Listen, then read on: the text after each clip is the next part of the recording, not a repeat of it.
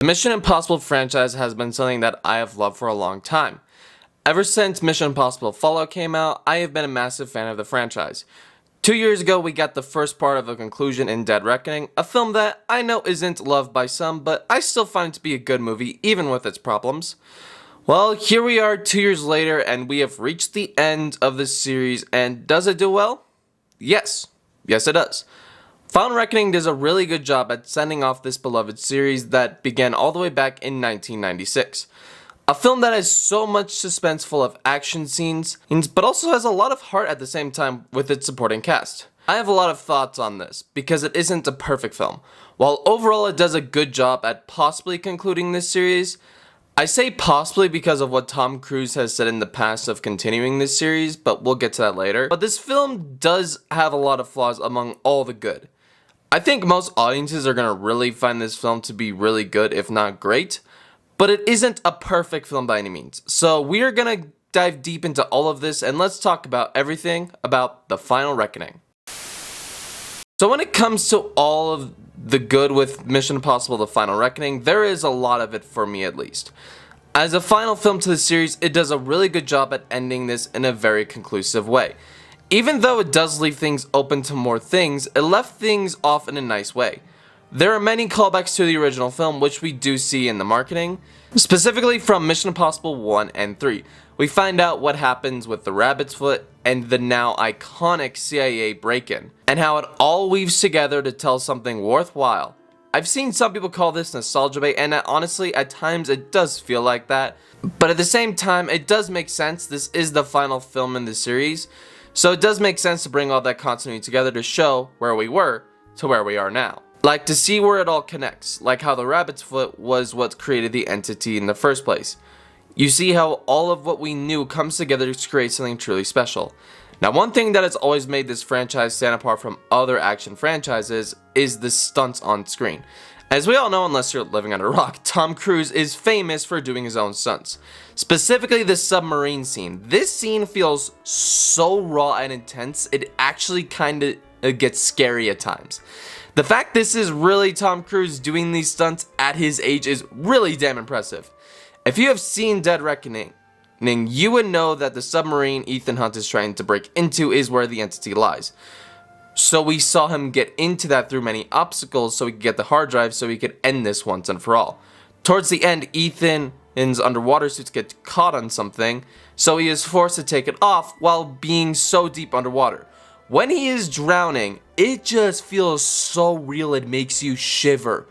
Even the plane sequence, while also similar to past stunts, really still held its own ground. Seeing Ethan and Gabriel fight was just awesome as their final showdown that was basically 30 years in the making. But enough about the action. Let's talk about the characters and their relationship with each other. I think a lot of people underlook how important that is to this series. Don't get me wrong, the stunts are awesome and all, but without the great relationship between these characters we love, it wouldn't be as impactful as it was here. Ethan and Grace have been tracking down Gabriel and eventually do find him but get captured. There is a scene where Ethan does something that mortifies Grace, and that showed a new angle for the character I didn't expect. In the last film, she felt very much like a great pickpocket thief, but since then she has grown a lot, and I think that moment showed a lot of that perfectly. She's also instrumental into the defeat of the entity. Benji's just the best. I will literally hunt down anyone who hurts him. But Luther is honestly both the heart and driving force of the film, as he is trapped with a bomb by Gabriel. To save the rest of the city, he sacrifices himself. Which, by the way, damn, that hurt like hell, man. Then when we get towards the end of the film, the device they put into the entity's hard drive, he gives a great voice audio speech, and it's a great way to end off both his character and this series in a way. Paris, I gotta say, this is a really interesting character. I love her dynamic with Benji and how she just wants to kill Gabriel constantly. It kind of added a bit of levity to the character. Earlier I mentioned how this film has connections to the first Mission Impossible film, and it actually brings back a person who created the vault from the first film. Ever since he was relocated to an Arctic facility and decides to help Ethan's team to find the submarine. What I like about it is that they didn't choose him for like a cameo purpose. He actually had a central plot point in this story.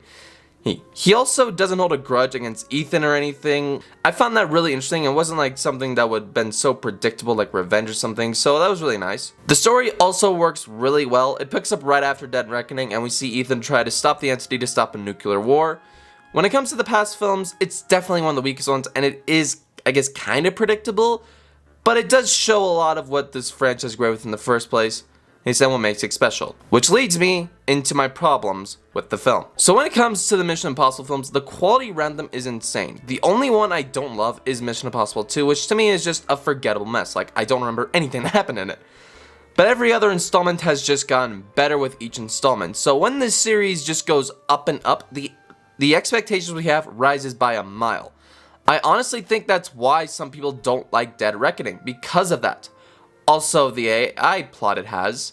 Speaking of the entity plot, I will say I think a lot of your enjoyment of that will depend on how much you enjoy Dead Reckoning. If you are someone who didn't like it, chances are you probably won't like it here. But if you did like it here, it'll probably just stay the same. Personally, it never bothered me like a lot of people. However, I do understand why people don't like it as a topic. It's definitely not for everyone. I think it did a good enough job in displaying how AI is controlled and how it fits well with how AI has taken over many parts of the world today. However, I do think this film has issues with its pacing. Not always. Sometimes it feels natural, but other times it doesn't. Is it awful? No.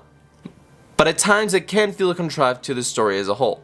When it works, but when it doesn't, oh boy, it doesn't. Another issue I had was when it comes to flashback. This film is filled to the brim with flashbacks. It's honestly really annoying at times. I get it, final film and all, but come on, we do not need to see that vault scene like 6 or 5 times. With the flashbacks, you also get a lot of connections, and some work like the dude who created the vault, but then you have some that don't. This is where some of the nostalgia got in the way, and for some, it can definitely be an issue. Now, with all that out of the way, with all the good and the bad about this movie, only one question remains. Will there be another Mission Impossible film? Personally, I don't think so.